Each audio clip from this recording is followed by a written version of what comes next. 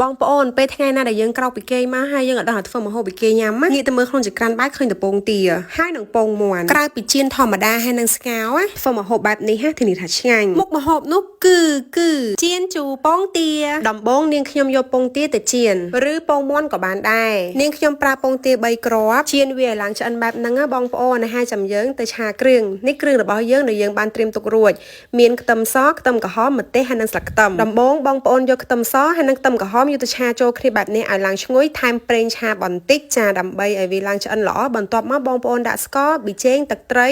រ៉ូឌីប្រេងខ្យងតាមចំណង់ចំណូលចិត្តហើយបងប្អូនកន្លែងហ្នឹងបងប្អូនត្រូវឆាវាឲ្យឡើងស្អិតបែបនេះបងប្អូនចាតតែថាវាស្អិតបានល្អហើយបងប្អូនចាក់ទឹកអំពិលទុំចុងក្រោយគេនៅពេលដែលយើងឆឹងគ្រឿងឡើងស្អិតល្អហើយបងប្អូនយកពងទាដែលយើងចៀនទុកហ្នឹងយកទៅដាក់ចូលបានរួចរាល់បងប្អូនអាចរោយស្លឹកខ្ទឹមហើយនិងម្ទេសតាមចំណង់ចំណូលចិត្តបានណាដួសដាក់ចានបានមុខម្ហូបនេះនាងខ្ញុំធ្វើញ៉ាំជាប្រចាំហ្មងព្រោះវាងាយស្រួលក្នុងការធ្វើហើយយើងញ៉ាំបាយឆ្ងាញ់ទៀត